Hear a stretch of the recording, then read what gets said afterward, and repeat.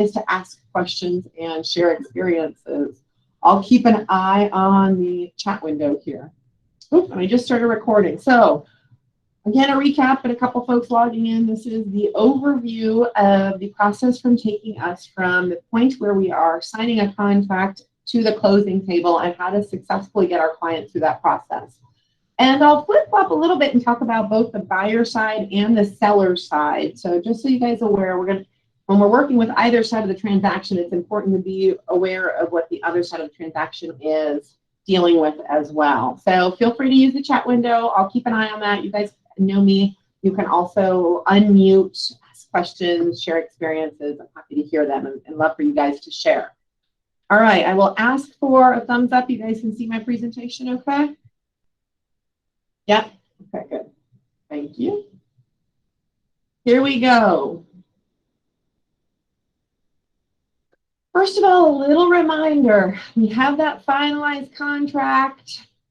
Before you execute, before you agree to terms, just a reminder that we want to analyze our net sheet for our sellers again. So if we're accepting an offer, let's say we were listed for $450 and your sellers say, okay, I think I will accept $440 as the buyer's offered. I know that doesn't happen often in this market, but still does.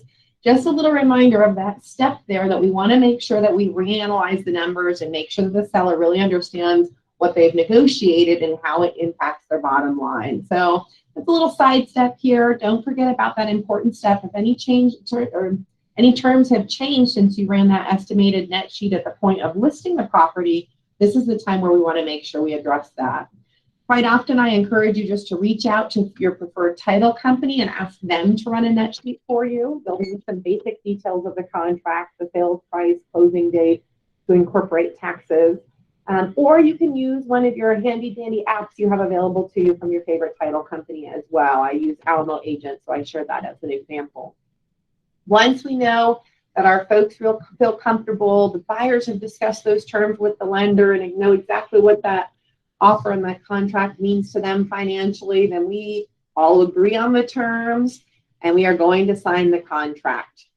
Now, I get this question often, who adds that final date and the execution date to the contract? It doesn't matter. Either party can actually, either realtor can add that final date and execution date to the contract, but the realtor who represents the party adding the final signatures is typically the one that is adding it, because it's not until those final signatures are added and that realtor who represents the party who provides final signatures notifies the other party that those signatures are added, that we are executing the contract. So it's important to differentiate that. If I'm on the buy side and Alan's on the listing side, and my buyer sent the contract over today, but Alan can't get his sellers to sign it until 11 p.m., he can't just email me the contract the next morning with final signatures and an execution date of the day before. It's not executed until all parties have been notified that final signatures are received and we're in a binding contract. Then we put that date on. Important step. Don't forget, we all get excited and do the happy dance when we execute that contract. We need to deliver the contract to all parties involved. So the other agent, of course, as I just outlined, your clients, we can't legally bind our clients to anything they haven't received a fully executed version of, the title company and the lender. I personally, even if I'm on the listing side, I will copy the lender on when I send out that initial email to make sure that the lender has just as much time to process as the rest of us, and they can get working on that right away. No problem, Whitney. At that point, little reminder from our team also, remember, anytime you execute documents, when you get that fully receipted version back, you need to submit your task list for review in your DocuSign transaction room to JB Goodwin. TREC says that we should be reviewing all your legal documents within 3 days of execution. So that's how we know that you have a document now. You had your management team review it ahead of time when you were negotiating it, that you felt comfortable submitting the offer. But of course, again, we need to review it once it's all done. So you'll submit your task list for review in DocuSign for us to do that. All right, I have a fully executed contract. It's sent to all parties involved in the transaction. We're going to begin our option period. First thing I'm going to do is I'm going to mark my calendar with the deadlines that my clients have in this transaction. I've given some examples here, and there can be more deadlines depending on the contract. When are the checks due? So remember, our option money and our earnest money are due within 3 days of executing that contract. When does the option period end? If we execute today, day 1 is tomorrow when I start counting. Remember, option period is the only deadline in the contract that ends at 5 p.m. versus midnight or a calendar day. When are HOA documents due? When's the seller's disclosure due? When are the survey and T47 due? I know it sounds simple, but one of the best things you can do once you've executed a contract is go and read the contract from start to finish and make notes about all of the deadlines that your clients have, because you're the one who's responsible for keeping them on task with all of those deadlines. Nellie, I wait for a received contract to submit the task list. Is that best practice? Absolutely. Thank you for pointing that out, Nellie. That contract that we want to receive with your task list is the one that's been fully executed and fully receipted. So contract or the title company has signed for the contract, the option money, and the earnest money. Perfect. Thank you, Nellie. We have lots of deadlines. We may have some others depending on addenda and details specific to that transaction. Delivering checks. Within 72 hours of execution of the contract, the buyer's agent must deliver 2 checks. Ooh, and look, I just realized I need to update. I'll update this before I send it out to you guys. Now both earnest money and option money are both delivered to the title company. So remember, on earnest money, option money, whether those are certified checks or it's going to be a wire transfer from your client, those now are delivered to the title company. And we have 72 hours or 3 days to deliver those checks. Now, if it is a Wednesday today that we execute a contract, the checks would be due Thursday, Friday, Saturday is the 3rd day. But because that 3rd day ends on a weekend, which is when our title company is closed, they allow us until the next business day to deliver those 2 checks in order to follow these rules. So now be careful, that doesn't mean we don't count weekends. So if we execute it on a Friday, Saturday, Sunday, Monday, the checks are still due on Monday. And I'll pause and see if anybody has any questions about that. Does that make sense? Nellie, yes. Christy is a ninja. She keeps us all in our place when it comes to making sure we have food delivered. Inspections. If at all possible, when I'm coaching my clients through the transaction, and the reason you guys want to practice these steps is that we don't want to be scrambling every time we have a due date in a contract. We want to have alerted our clients of these responsibilities of the contract well in advance. So I honestly, when I'm out searching for homes, helping my clients, as soon as we start negotiating a contract, I let my buyers know, and even the sellers know, the next step in the process is going to be inspection, so that I can set them up for success when it comes to that inspection process. And it is a busy market, so scheduling inspections as early as possible is extremely important, especially with how quick our deadlines are right now and how short our option periods are, because we're trying to be competitive against many other offers. So while I'm negotiating a contract, I often, if I know that this is going to come to terms, I'll often call my inspector on behalf of my buyers and say, hey, we're going to execute a contract. What's your earliest availability? Can you pencil us in?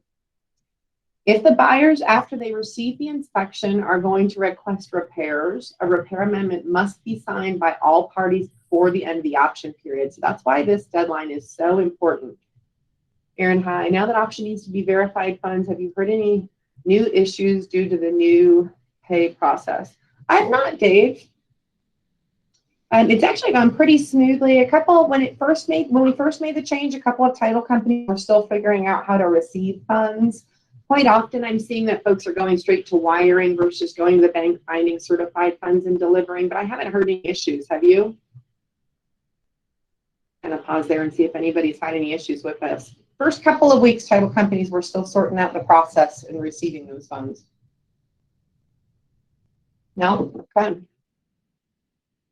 And so negotiating repairs. The reason this is such an important deadline is when a buyer goes under contract.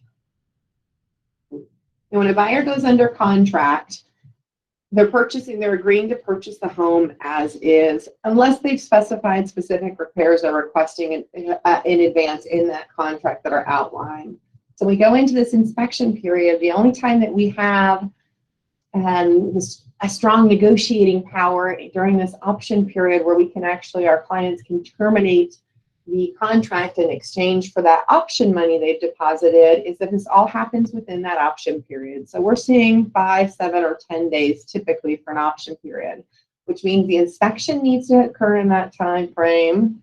We need to research repairs, negotiate repairs, and have all parties sign an amendment agreeing to these repairs before the end of the option period, and that's 5 p.m. on that last day.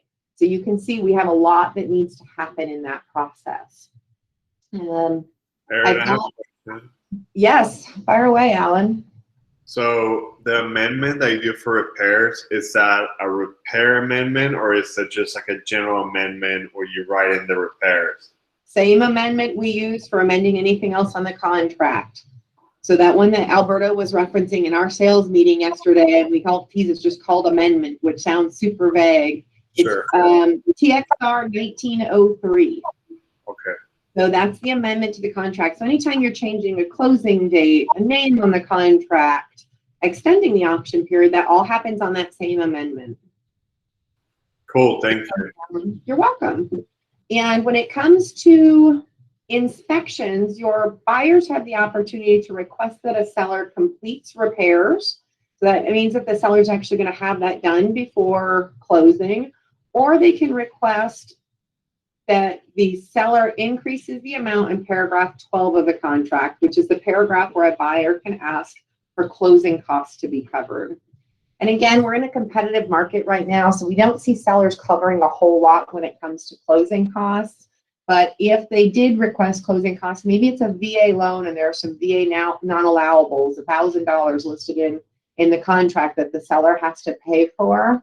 If the buyer wants to ask for additional funds, $500 to get that hot water heater repaired, and the buyers are going to take care of it themselves, but they're asking for cash for it, then we would be amending that paragraph 12 from the $1,000 we asked for originally to now $1,500. The original $1,000 plus the $500 in repairs. That makes sense? A little complex thinking. Stop, pause there, and we can coach you guys through. I told you inspections are probably, we could take this slide and talk about this for an hour when it comes to negotiating repairs. So the big thing I want you to remember right now is all the steps that need to happen in this deadline are: we've executed the contract, the buyers selected their own inspector. Just like a lot of our other contractors, we're going to provide them with at least 3 options. So provide them with our preferred vendor list so they can review it and select their inspector. We're going to order the inspection. The inspection is going to occur. We're going to review it with our clients, ask them what repairs they would like to request, or if they're going to ask for cash in lieu of repairs. Now, something I'll tell you when it comes to negotiating repairs is it's important to set expectations. Make sure you don't have this conversation with your buyers thinking that they can just ask for the world and the sellers should agree. We're in a strong seller's market, which means sellers might not want to make repairs at all. So we want to set the expectation for our buyers so we don't have a deal falling apart because of unrealistic expectations, that we can ask for these repairs, but the sellers have the right to say no. And the way that we can respond to that is we either decide to move forward, or they can exercise their option, forfeit their option money to the seller, and back out of the contract. I'll pause here for questions. I like using the seller checklist on the boss, but the one there is for Austin. It includes an ECAD. Nellie, we've actually just updated the seller's checklist, so I think you will love that. So under the training tab, I'll pause there. Under the training tab of the boss, we've just updated the seller's checklist. I can show that to you guys briefly. And if there's anything that's city specific, we've specified that. So under the training tab, sellers, you have a buyer's version as well.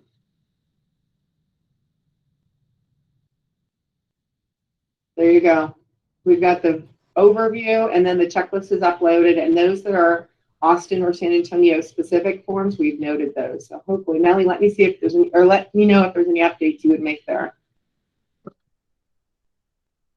Paul, thank you. It used to be TAR, Texas Association of Realtors. They've updated those to TXR. Alan, good question. I recommend that you guys go to the inspection. So that's going to depend on your ability to not give personal opinions. My personal practice, I recommend that neither I or the buyer go to the entire inspection. And what I describe to my buyers is, imagine going to your job and have somebody watching over you during the whole time that you're doing your job. It can be distracting. So the same thing can happen to an inspector if a buyer's asking questions the entire time. And what I recommend instead is both I and my clients show up towards the end of the inspection, typically 30 minutes before the inspection is going to end, so that the inspector can just review those items that are of concern with the buyer so they have a full understanding of them. Of course, you want to make sure you are not an expert on these home repairs, so you want to make sure questions are happening between your client or buyers and the inspector, so that you're not giving personal opinions on what might be a big deal or not a big deal. If you have clients that are super codependent and you have a hard time not giving a personal opinion, this might be a good time to step back and not attend. That makes sense, so that they can really only communicate specifically with that inspector. But my practice is I go and I say, I am not a subject matter expert. I can tell you some things that have been red flags for other clients of mine that I would really encourage you to address, either in asking the sellers to cover it or address it for you personally. You might note some items for them that might become issues with getting home warranties to cover the property in the future because they were pre-existing conditions. But that could be a whole additional training, as I mentioned, when it comes to inspections.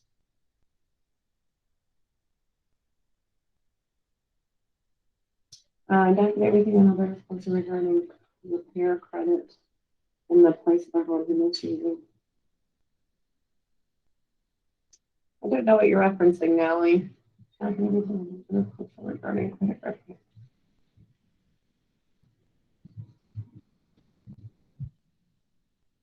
I don't remember exactly what you're referencing. He was covering these same items, that we have the option to either request repairs be done, that we can request cash in lieu of repairs, or you can request that the sales price be reduced in lieu of repairs.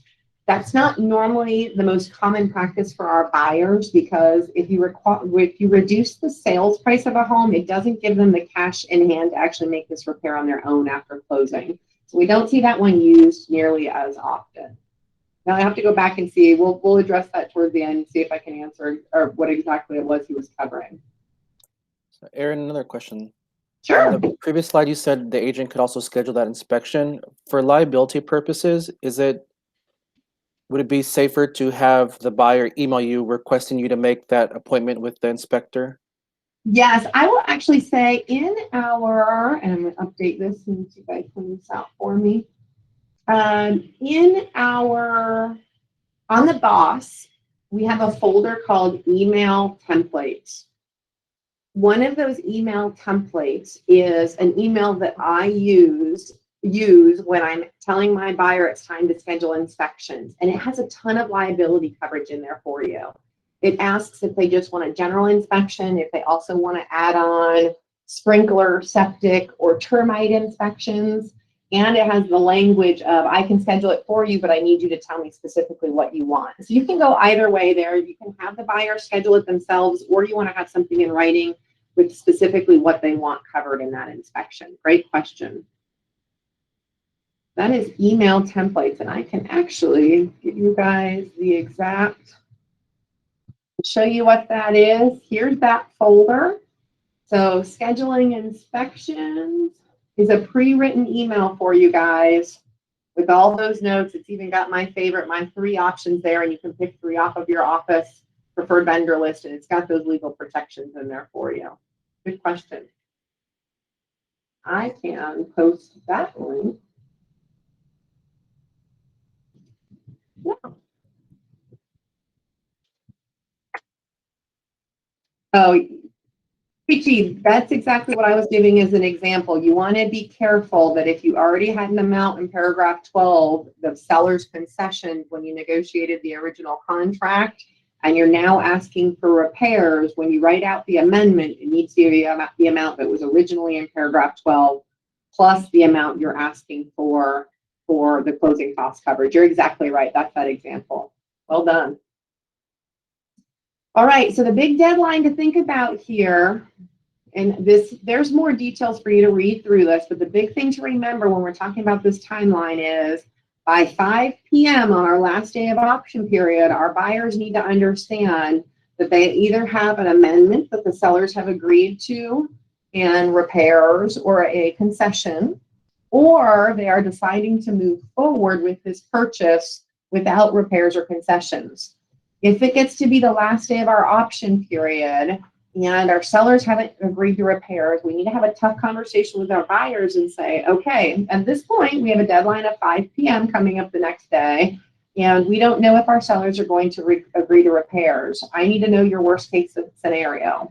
If the sellers come back and say, we are not doing repairs, then you need to have your buyers ready to sign a buyer's termination if they're not comfortable moving forward without any repairs.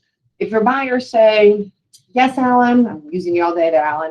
Yes, Alan, we're going to move forward regardless, but we're just really hoping they will cover that new garage door, then we know that come 5 p.m., we're going to negotiate all the way up to that point, trying to get the sellers to provide that repair. But if not, we know our buyers are comfortable moving forward. Erin. Yes, sir.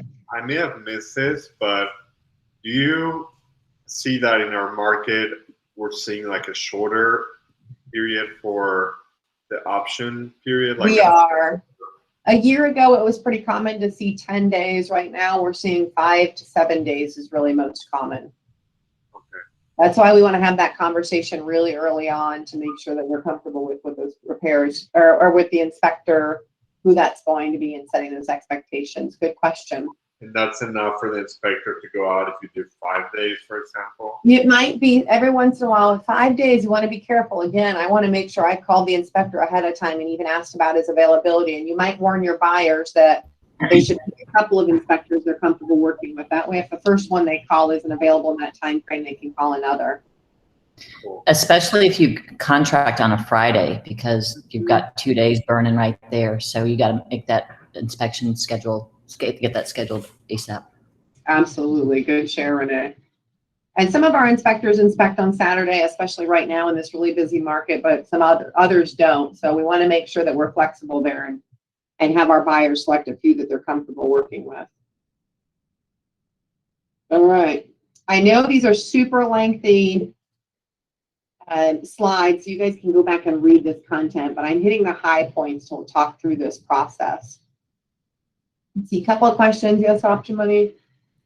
Yes, we're seeing option amounts. And if anybody wants to share from an Austin standpoint, we're seeing, even for 5 days, we're seeing $100 to $500 offered for an option money, and even higher in certain price ranges. So just realize your buyers need to have that conversation. What that option period or option fee shows is how committed they are from the start to this transaction and feel confident that they're going to move forward. Austin, 1,000 to 10,000. Thank you for sharing.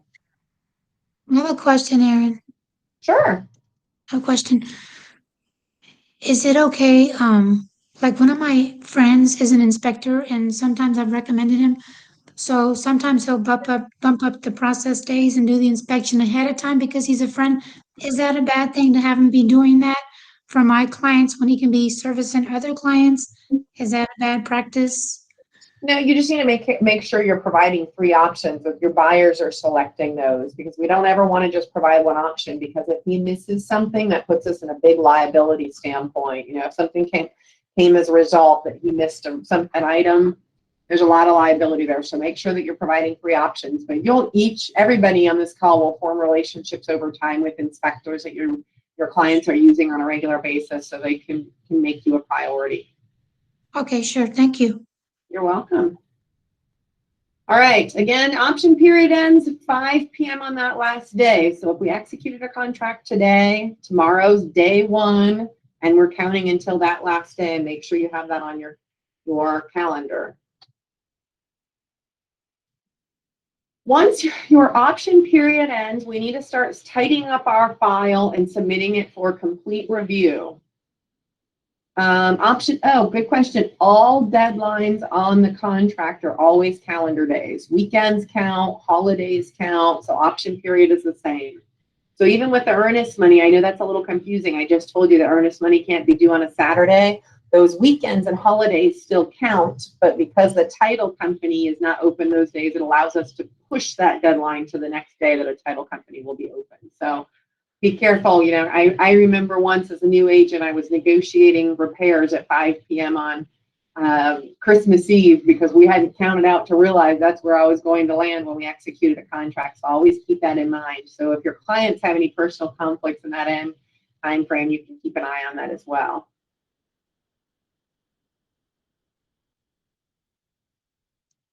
Karen, okay, send amendment with repairs, and if the sellers say no, have a termination ready to go. Only if your buyers say they will terminate if the seller will not provide those repairs. Yep, exactly. Or proceed without repairs. Do you still use an amendment with the last scenario? If you're going to proceed without repairs, no amendments necessary, because the original contract actually said they were buying as is. So we just didn't amend that contract to include any repairs. So no actions necessary. Good job, Karen. Great summary. There is a form for termination. If they were going to terminate the contract, there is a buyer's termination notice that must be signed by the buyers in order to terminate the contract. And if you are terminating the contract in that period of time, you would also be providing the release of earnest money that gives the title company instructions on where the earnest money should be released to. And the release of earnest money is signed by the buyer's agents, the sellers, and the seller's agent. All right, complete JBG accounting paperwork. So we've just left option period. Go to review on the BOSS, your DocuSign transaction room procedures outline. Because at this point, you're going to submit, you submitted a task list earlier, so that should be done, but double check it anyway. And then you're also going to actually close your DocuSign transaction room. And I know that feels weird, really weird, because you're not going to closing just yet. But what you're doing is you're bundling up your DocuSign transaction room to submit it so that accounting can start doing, your office leads can do their work, accounting can do their work, and we can get everything done before closing. So closing a DocuSign transaction room doesn't change your ability to use it. You can still send documents out for signatures. You still have complete access to it. It's just in the closed section versus the active section. But a big red flag, remember, we don't know you have a transaction going to closing, and we can't have our accounting department do their important work unless you close that transaction room to submit it to your team. Follow up with the lender. My personal recommendation is no matter what side of the transaction you're on, whether you're on the buying side or the listing side, you should be communicating with the lender throughout the process. Never assume that the other party is. And I'm going to follow up at that time. If I'm going to ask about the progress of the loan, I'm going to let them know that we're out of option period so they know everything's looking good and we're working towards the closing. And if I haven't yet, as a listing agent or buyer's agent, heard anything about the appraisal, I'm going to ask for an update on that. That is a big issue. A lot of lenders, if they're not local, you know, our Premier Nationwide Lending team, they're on top of it. But if for any reason your buyers in the transaction use a lender who's not local, they might not realize how long appraisals can take in our current market right now. So we want to make sure, hopefully they've ordered it long before this point, but that point where option period ends, that's where we really want to make sure that they've ordered that appraisal and we're just waiting to hear from the appraiser. Love the chat. Thank you guys for the engagement. How long is taking the appraisal right now? It really depends on the transaction. I'd love for our Austin folks, though I've had this conversation with your team leads. You guys are running about like we are. I mean, we've had some that are processed in 10 days. We have others that are taking 2 months. If they're more rural properties, larger, more complicated appraisals, some appraisers are taking longer to pick those up. So I'll say a big red flag if you have a rural property or anything unique about the property that makes it more complicated, because appraisers are less likely to grab that one if they have so many other options available. Cost in about 2 weeks. Thanks, Paul. Erin, I have a question. Yes. I'm in a transaction where the lender waive the appraisal. Mhm. So should I just put that email in the DocuSign room just to have, Perfect. if that works? Okay.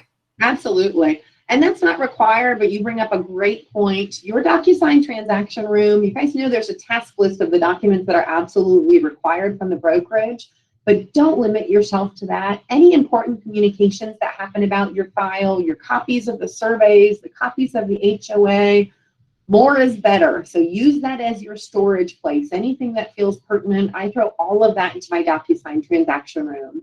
First of all, if there's ever a legal issue, obviously having it all in one place is easier. But if your clients buy a home from you today, you hope that in 3 years when they want to sell it, they're calling you back. And how fantastic is it that you can go right into your file, pull the documentation from when they purchased it, and save them a bunch of work. It just makes you look super stellar to have everything and all those details in that transaction room. So use that as your storage place. All right, title commitment. The title company will send over the title commitment. Read through the title commitment, make sure it's provided to your clients by title, and review it for concerns. This is just a side note. Anytime you're drawing up a contract, and there are different opinions on this in the industry, it is my opinion that you should always have at least your client's email address in the contact section of the contract so that title can send everything directly to your clients. Keep in mind, if you don't, or if you put your contact information, that puts a huge liability on you for being responsible to make sure you never miss an email, which hopefully we're not doing anyway, but that you're the one who's corresponding all of that information to your client. So I always put my client at least their email address, if not also their telephone number, in the contract to ensure that the title company and those parties who are communicating with your clients can provide these communications directly. Of course, they will copy you, and you want to make sure all those communications that come through, you're reviewing those details and looking for any red flags that you want to point out to your clients. Hey, Erin, Yes. I had a quick question. It goes back to appraisals. What is y'all's take on, and is anybody else experiencing this? I had an offer, and the seller was wanting us to do a full appraisal waiver. I just find that kind of hard for us to agree to because we don't know what the lender is going to ask for. Well, good question. Even when you're doing a full appraisal waiver, it doesn't mean that the lender's not still going to hold an appraisal. They most likely are, unless your client is putting a large down payment down where they feel like they don't have that liability. But a full appraisal waiver just means that regardless of what the home appraises for, your buyers are agreeing to make up the difference of what the lender will lend on and that sales price, and they'll move forward. So that appraisal's typically still happening. It just means that your buyers are going to move forward regardless of the findings of that appraisal. Right, and that's what I thought. So I just want to make sure that I had a good understanding that that's what that meant. So we're saying that our client is going to pay the difference if the lender says this is where we draw the line. Okay, Correct. I want to make sure I did that right. Okay, thanks. You're welcome. Paul, I've never had a title company personally, and I've not heard of that happening where they don't copy you. However, you can communicate to your clients, and I normally have this conversation. When it comes to documents from the lender and the title company, there can be situations where they're sent directly, especially from the lender, only to your clients. So you can just let them know if they receive documents from either of those parties and they have questions about them that you can answer those. Yeah, Nellie, I've not had that happen before. That's interesting. Yeah, I always ask for a copy of it. Same thing with the closing disclosure later on. That steps, technically the lender is not supposed to provide us a copy of that unless our buyers have signed that they release that information to us. So I always just tell my clients to feel free to forward those things over to me for review. Quite often when that title commitment email comes through, if you have a proactive escrow officer, they'll also note some red flags for you. Like if there's an additional lien we weren't originally aware of or something of that sort that it could impact title, they'll quite often reference that for you. Okay, preparing for appraisal. I personally encourage everybody to be engaged in the appraisal process. The listing agent is going to be the agent who's made aware of the appraisal happening, because that appraiser has to gain access to the property. So though the lender might give us a heads up that the appraisal was ordered and they might hear back on when it's going to happen, quite often first it's the listing agent that hears, because they get a request through showing time or a direct call from the appraiser to schedule that appointment for the appraisal. It is in my opinion that a listing agent should always provide information to an appraiser that will help them with making their appraisal easier. You know, the easier they make their job, the more likely we are to have a good working relationship and get to closing. So from a listing standpoint, I recommend, and we've posted on the Boss some examples of what you would include in an appraisal packet. I include a brag list, an upgrades list to the property. I would include a list of comparables that I used when I set the recommended list price for the property. All that information can be really helpful to an appraiser. And if you have a survey or a floor plan for the property, that makes the appraiser's job even easier. So they'll really appreciate it. Now, Hey, Erin. Oh, sorry. Oh, go ahead, Renee. So when you listed kind of what your sellers want to list it at, and you're like, you think it's too high, and you stretch it for the comps. I mean, sometimes is it best just to make the appraiser do the work there, or do you still provide something? Often, and I'm in kind of a rural area quite often, so I have to I quite often have to get very creative in what you're referencing, Renee. I normally will still provide comparables, and I'll pull them sometimes from outside of the immediate subdivision. And I'll provide a list of the ones that I used, and then sometimes I'll even provide a list of why I didn't use some of those in the subdivision. You know, if they just don't have the same amenities, or I can point out why a couple of those might be bad comps, I will. Nellie, your question there too, is it overstepping to provide as a buyer's agent? You have to be careful about the language. You'll have some appraisers who will get put off. Every once in a while, I hear of an appraiser getting put off because they're not supposed to be skewed by the buy side from the appraised value. So just be careful with your language. You know me, I like to be involved in everything and control as much as I can. So even on the buyer side, and that was going to be my next point, if the listing agent isn't going to provide that information, I put that information together and I provide it, and I copy the listing agent along with it to the appraisal. So it's not just me reaching out and saying, hey, help us make value. And I'm just careful with my language in saying that I'm providing information that I think will be helpful for them in their analysis. So just be careful not to make any language about skewing or leading them towards a value. Nellie, it's kosher. Like I said, you'll just have some appraisers who are going to reach out and say, my opinion can't be altered from the buy side. Right there with you, my friend. Contract deadlines. Reanalyze your deadlines constantly through this process. Have you helped your clients meet all the deadlines? I'm a little further along now, so I need to check on my HOA documents and make sure they've been delivered to the buyers. That HOA deadline is an important one. If you read the contract, the buyers actually have a period of time, have 3 days to cancel the contract after they've received the HOA documents. You don't want that hanging out there. Time is of the essence there. Has the T47 been signed? That's the document that accompanies the survey. Has that been signed and delivered? All of these things are little outs in the transaction and places where our clients can default if we don't coach them through making sure these things all happen in a timely fashion. So double check your deadlines continuously.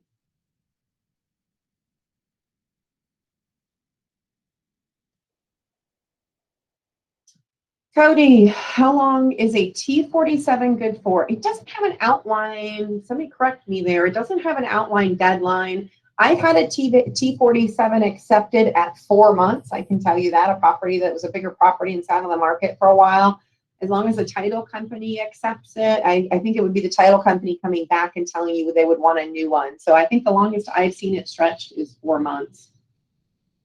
Which needs to be notarized? Good question. It is the T47 that needs to be notarized. That T47 needs to be notarized. The seller's disclosure does not.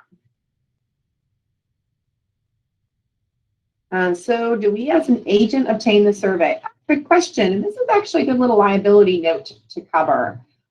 All of these deadlines are deadlines for your client. So what we are doing is helping them meet those deadlines. And there's a fine balance between providing VIP service and taking care of as much as we can for them and putting ourselves in a position of liability. So when it comes to the survey, my practice, and you guys can share your personal practices, quite often I'm communicating with the title company to aid in that process. So your client, whether it's the buyer or the seller that is going to be responsible for the survey, you can provide them 3 survey companies, ask them if they want to price out how much the survey will cost, because it will vary slightly from company to company, or you can ask them if they want to use the title company's preferred survey company, and we can ask the title company to reach out and order that survey on our client's behalf.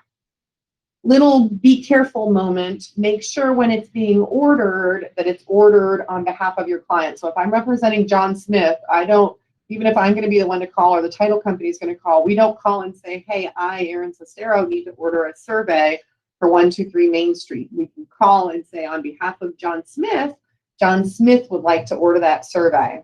The reason I'm mentioning that with surveys, HOA documents, all of those things, is if because most survey companies will not collect payment for the survey until closing. But if my buyers order a survey and later on decide not to buy, I don't want that survey bill to come to me because I ordered it for me. I need to make sure that that bill goes to John Smith, my buyer, in the future. So that's why we're always just providing communications on behalf of our clients. Great question with me. I love it. You guys are full of questions. Is it okay if the seller wants to get the survey done before listing, or will they need a new one after an offer is accepted?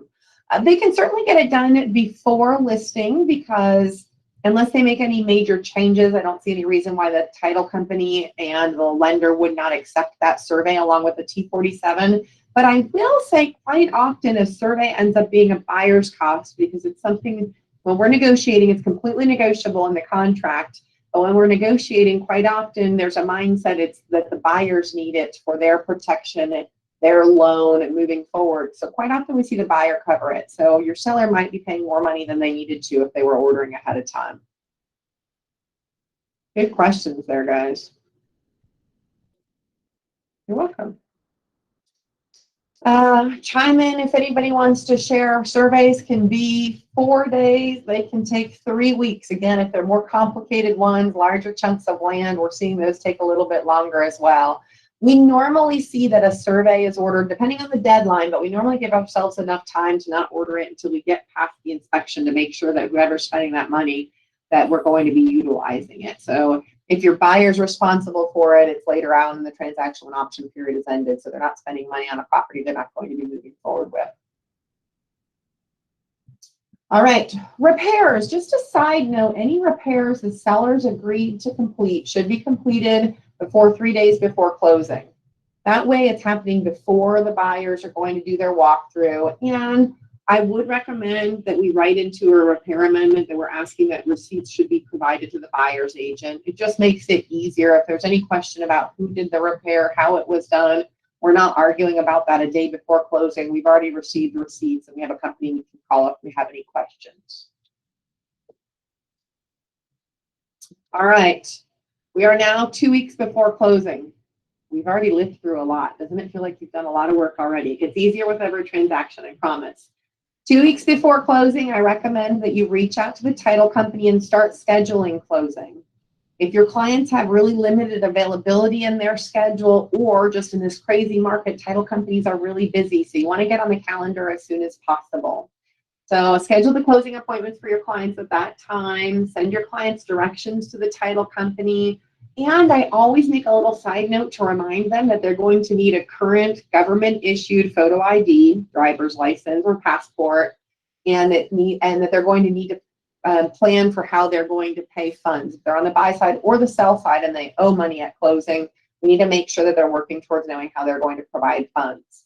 So I'm mentioning the driver's license now because it's a super bummer if your clients don't realize until the day of closing that their driver's license is expired and that's the only ID they have because they can't close. So I mention that in advance to make sure that we're not going to run into that issue. And then when it comes to paying funds, certified checks can be used, but quite often with a purchase, they're larger funds and folks might be using a wire transfer. We just want to make sure that they can communicate early on with their bank to know how long that process takes.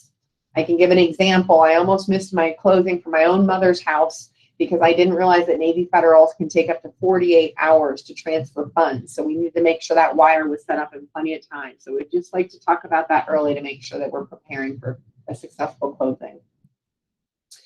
Make sure to inform the title company and the lender at least 2 weeks before closing if your clients are going to close from out of town or if we're coordinating a power of attorney for closing.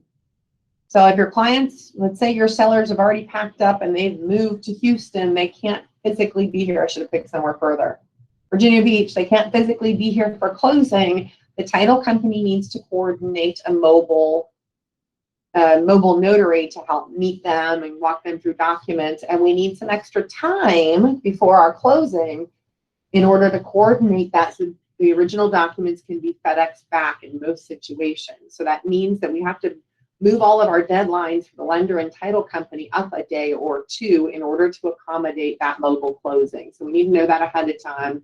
And if our clients are using a power of attorney, somebody that's going to sign on their behalf, we want to coordinate that in advance because that original power of attorney, not just a scanned copy, needs to be received by the title company in order to do that. Alan, can closing costs on buy side be rolled into the home loan? Not in most situations. With some VA, a large part of the closing costs can, but that's something they'll want to coordinate directly with the lender, but not in most situations. Who schedules the closing appointment? So the closing appointment is going to be 2 separate appointments. The buyers close separately and the sellers close separately. Each are appointments with the title company. For the sell side, unless they have some unique loan situations or number of liens, it's normally just a 30-minute process.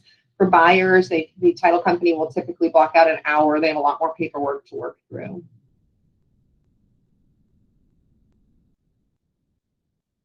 On the selling side, closing costs come out of the seller proceeds and standard practice, right? Yeah. Good question. So yes, as long as the seller has plenty of equity in their home, those closing costs just come out of the equity or what they're going to net at the closing table. So we tell the seller in a typical scenario, it costs them between 7 to 8% of the value of their home to close. By the time they've paid 6% in commissions, title policy, and some of those common closing costs. Now, again, in our aggressive sellers market, we are seeing buyers covering some of these closing costs, the title policy, and those details. But I normally tell my sellers about 8% of that equity in their home or that value of their home will go to covering their closing costs. Now, sometimes if a seller purchased recently or in a market where they haven't seen appreciation, they might have to bring some cash to the table in order to close if they don't have that much equity in their home. Good questions, guys.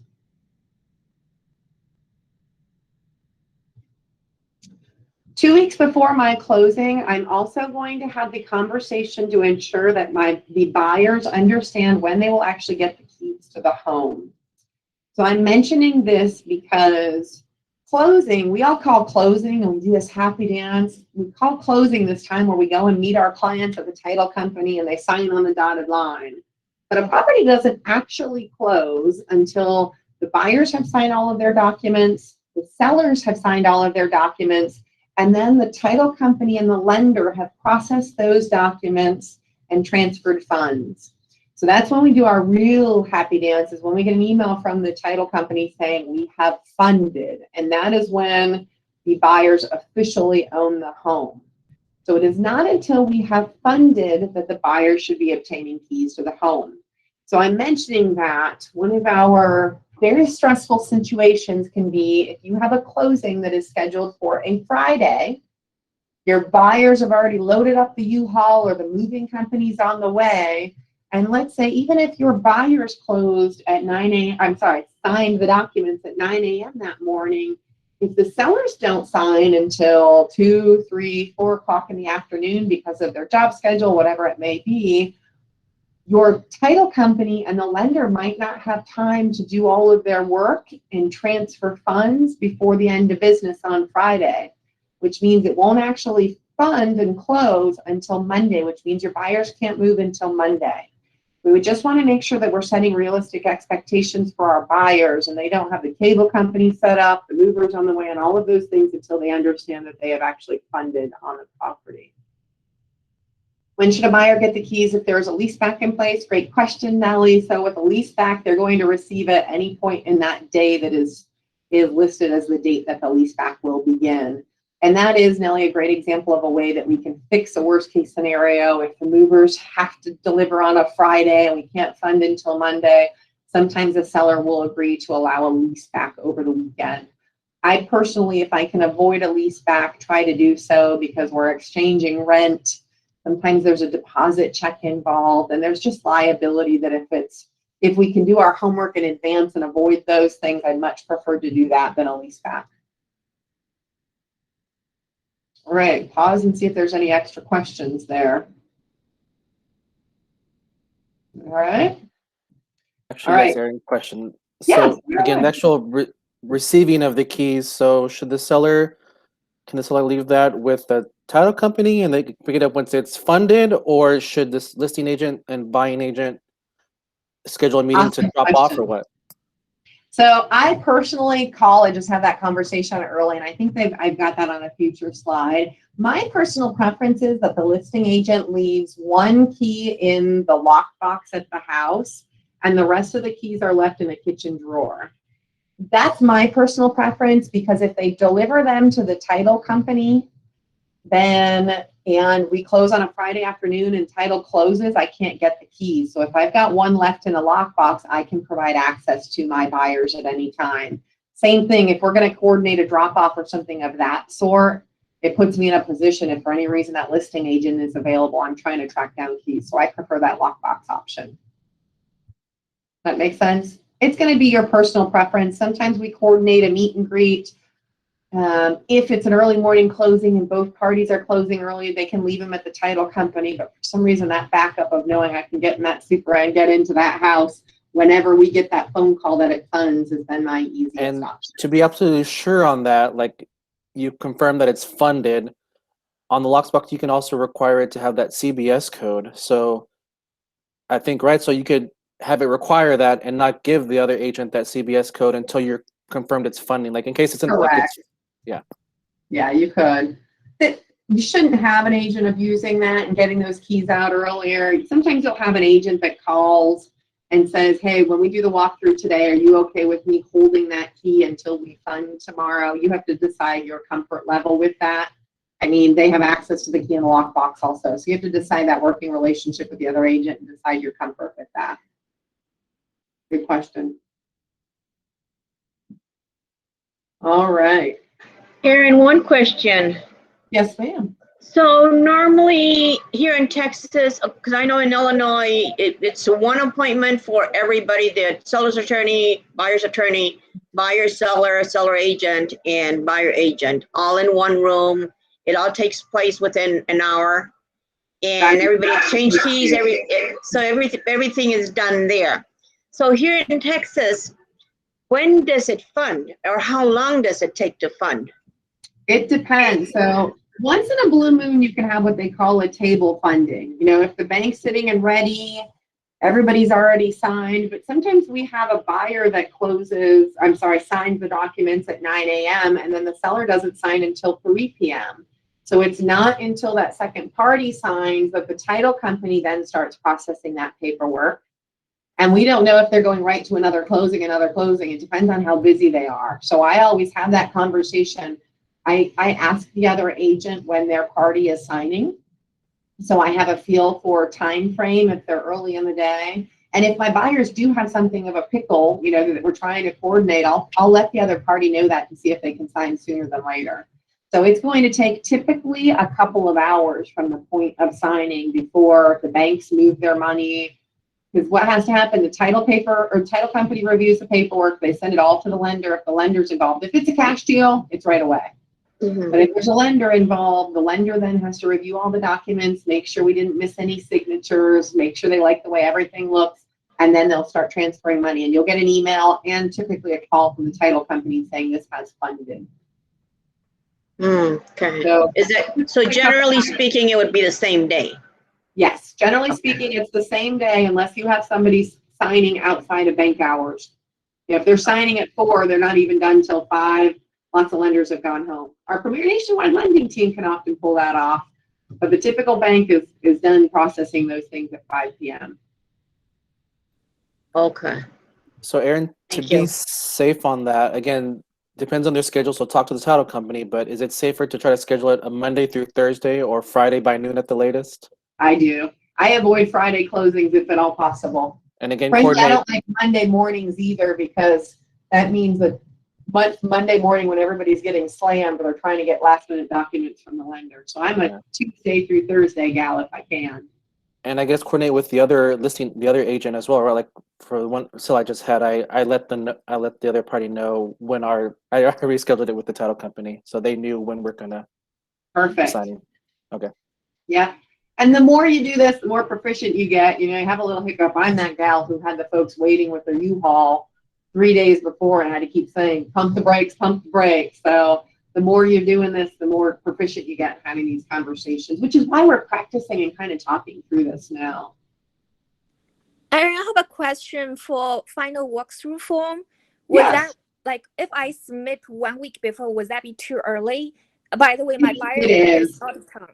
It is, and we're going to get there in just a moment if you have time to stay with us. Okay. Yeah.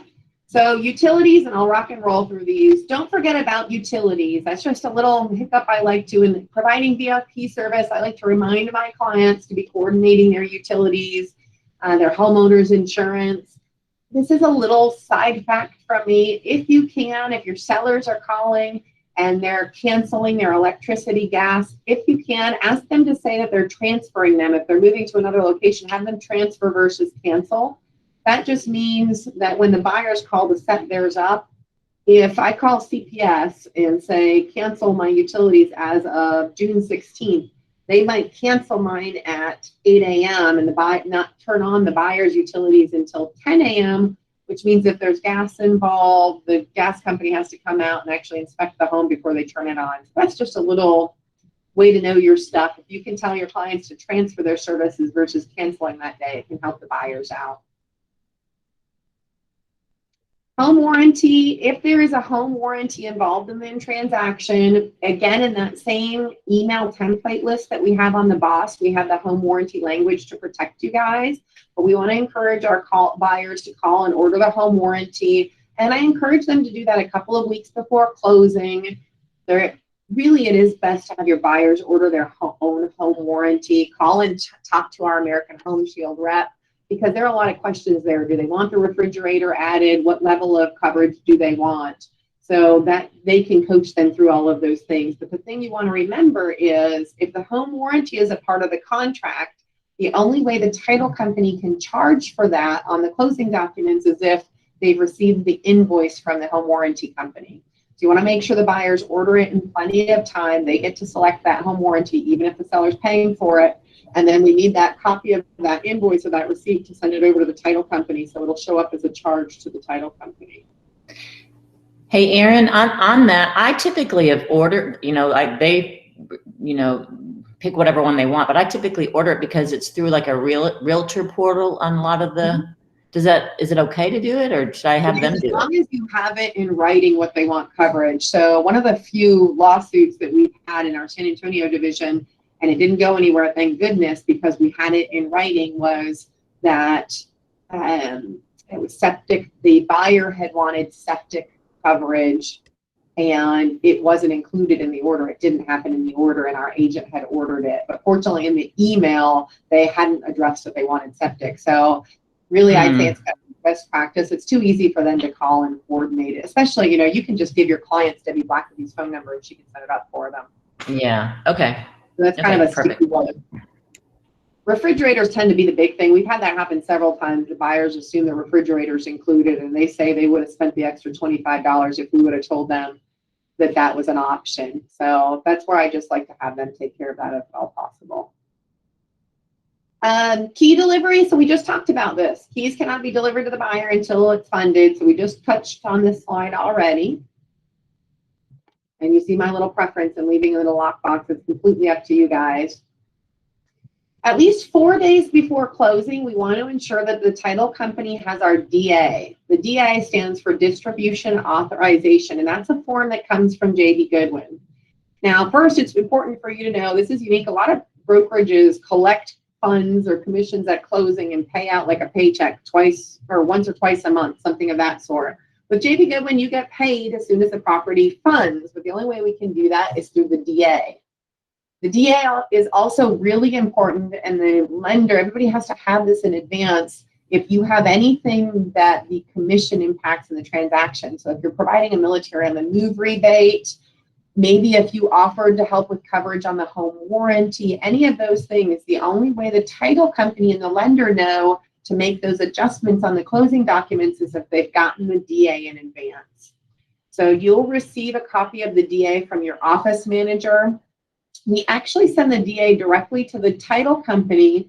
We return receipt it, and it's not until we see that they've received it and acknowledged it that we send a copy of it to you guys. That way, in case they have any questions or concerns, we can address it and save you guys some extra emails. I'll pause there and see if we have any questions. I have a question. A friend of mine that lives in Austin, she's an agent as well, and she's referring me a friend of her, which I'm going to be working with. So we agreed, well, she's going to charge 25% of my commission. So how does that work? Do I have to fill out a form, tell someone? Great question. So that's something that would be reflected on the DA, because you don't want to get paid that money, then you'd pay income taxes on it and pay her. So the way that that happens is when you submit your DocuSign transaction room for review, when you leave option period and you fill out the whole details page, close the transaction room and submit it for review, in the notes section, you're going to put those details, 25% referral fee to be paid to John Smith Realty, whatever it is. Okay, perfect. Good question. Thank you. You're welcome. Buyer walkthrough. So Chichi, you were just asking a question about the buyer's walkthrough. And the buyer's agent must schedule the buyer walkthrough as close to closing as possible. Contact the listing agent to confirm a time, or if the listing agent has it set up that you can schedule through showing time. I know, Austin, you guys don't use showing time as much as we do. You can coordinate that there. This is the buyer's opportunity to confirm repairs were made and that the home is being delivered as the buyer's inspected or expected. The buyers will sign the buyer's walkthrough and acceptance form. I need up that one to TXR2. And then this form needs to be delivered to title. Now, if you have a lengthy list of repairs, you might set up that right before closing, you're going and doing this walkthrough so you have a little bit more time to review.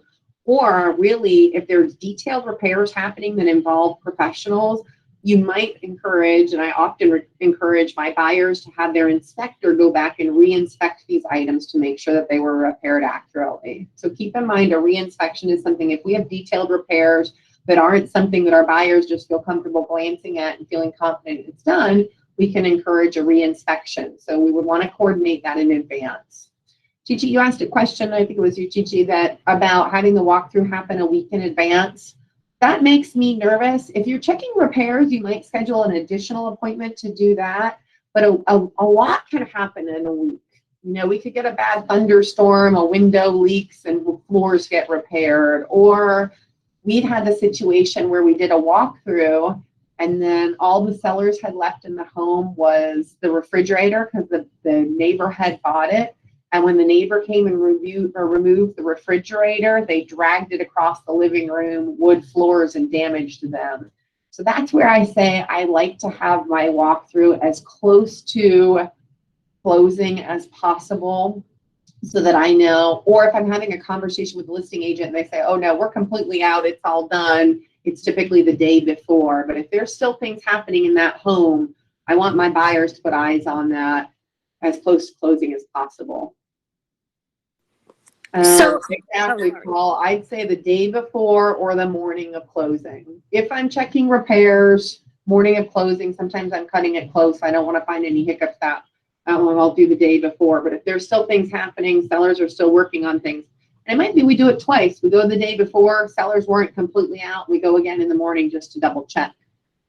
Question there. I heard a. Yes, Erin, like if my buyers are closing out of town because they're from Ohio, how does that work? Like, because they're closing because they cannot come. Great question. So they're going to sign that buyer's walkthrough form, and they're going to check the box that says that they're forfeiting their right to have a walkthrough. Okay. Now, we have to be really careful. We can't do a walkthrough on behalf of our buyers. But that doesn't mean we're not going to go walk through that house and put eyes on it.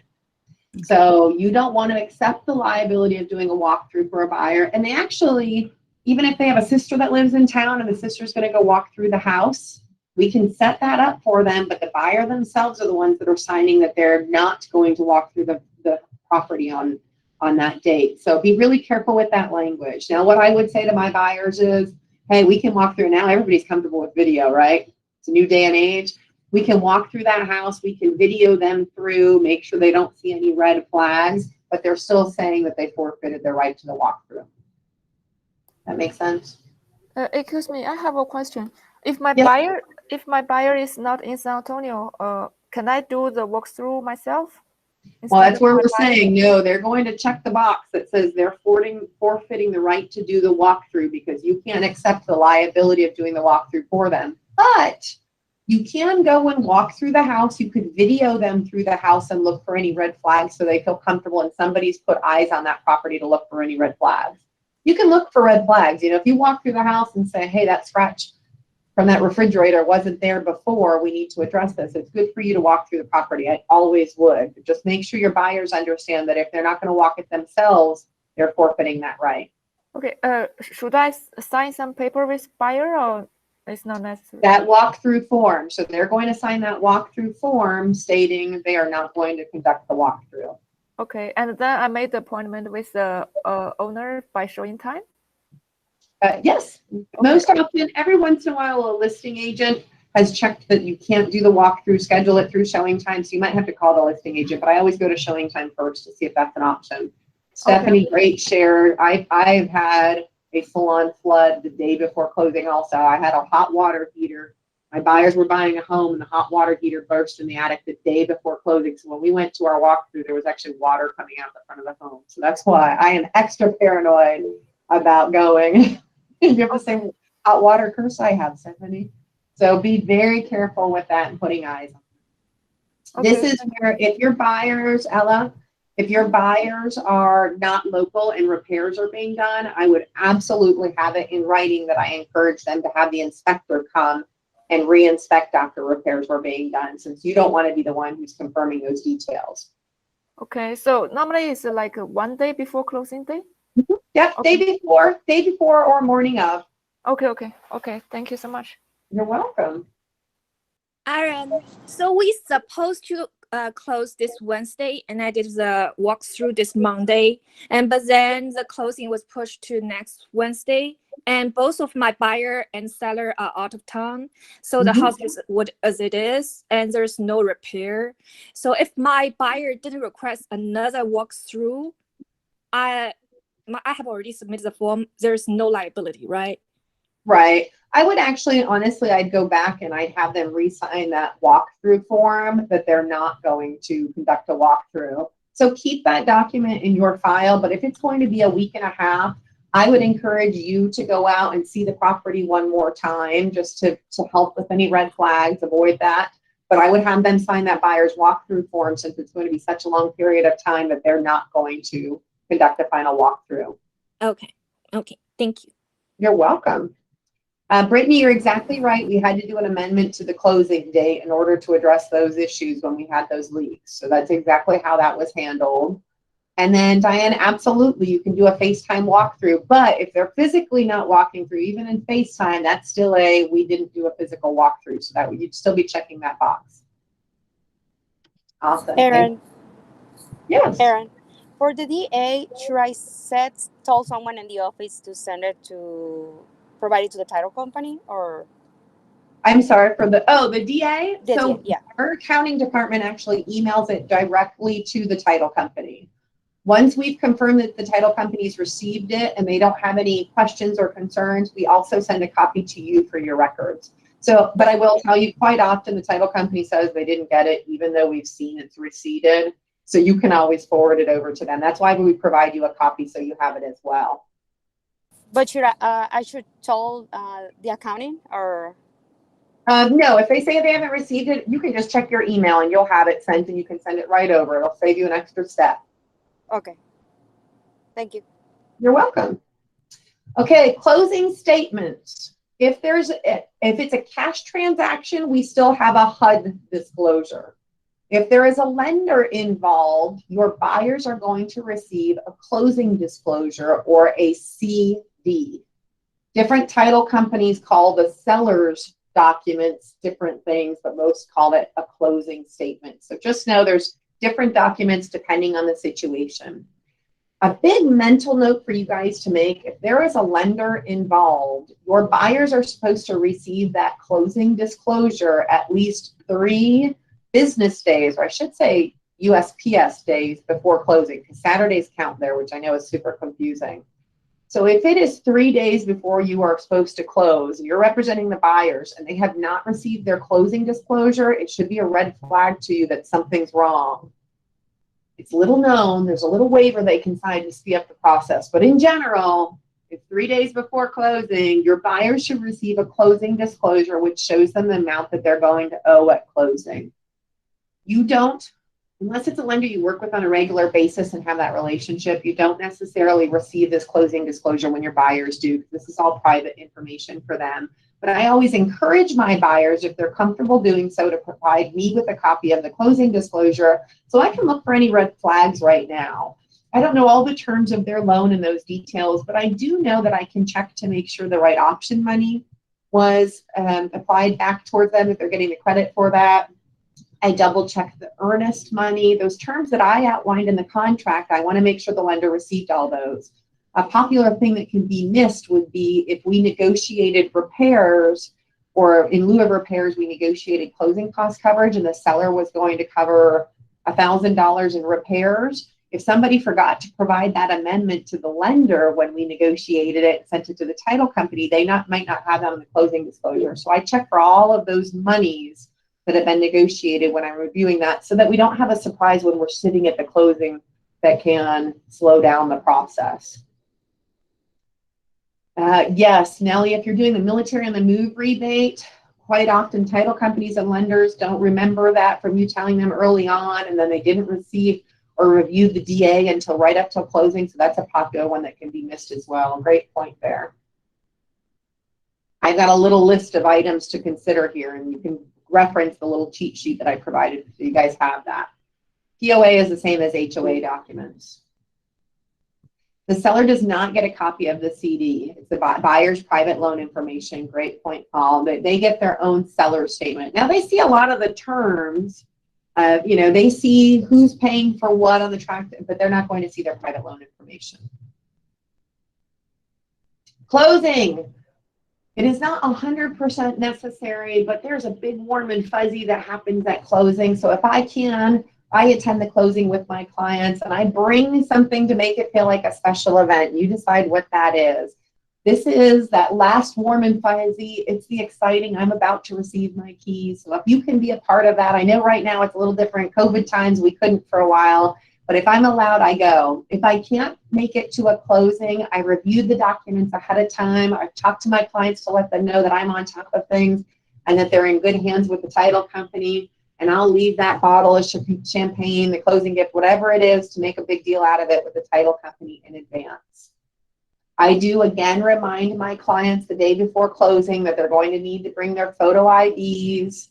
I double check that they've done what they needed to do as far as transferring funds or having a check. And just a red flag and reminder, wiring information, wire fraud is really prevalent in our industry. So if your clients, buyer or seller, are ever wiring funds with the title company, make sure that when they receive wiring instructions, they pick up the phone and call the title company using a number you gave them, not one they got in an email with those wiring instructions, to confirm that data. I don't know the Austin stat, but I know $2.3 million were lost in wire fraud situations in real estate, involving real estate last year alone. So there are hackers out there that are getting into people's email information, sending false wire instructions. So if anybody's wiring funds, they should pick up the title company, pick up the phone, call the title company and say, my realtor Paul gave me this phone number. You sent me wire instructions. I want to confirm these details with you. That makes sense? Remind your clients, make sure you have a device to access your transaction room. Install that DocuSign transaction room app on your phone, because if something comes up and your clients look at you and say, didn't we negotiate that they were going to pay for HOA? I don't expect you to remember all of that. I want to be able to get to my contract pretty easily and double check that along the way. Don't forget to update the MLS status. We get exciting, closings happen, we represent the listing, and then we get a showing request because we forgot to click it over. And then once you have received the confirmation of funding, you are going to deliver the keys to the buyers. Hallelujah. And then you do your happy dance. Then the title company calls and says, Paul, congratulations on closing. We want to deliver your check. How do you want to receive it? How are we feeling?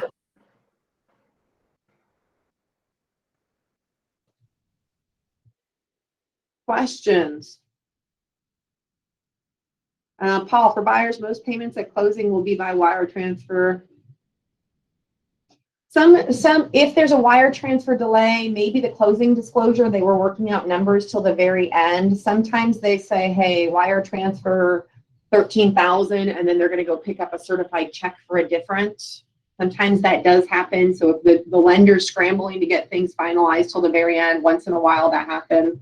Money orders are typically acceptable to any title company, and most title companies will accept up to $1,000 in a personal check as well. Awesome questions. Thank you guys so much for the engagement. I really appreciate it. It's a lot of information. So realize that when Beth and our team post this to the next level training folder, that they'll have a link at the bottom that's going to take you to this presentation.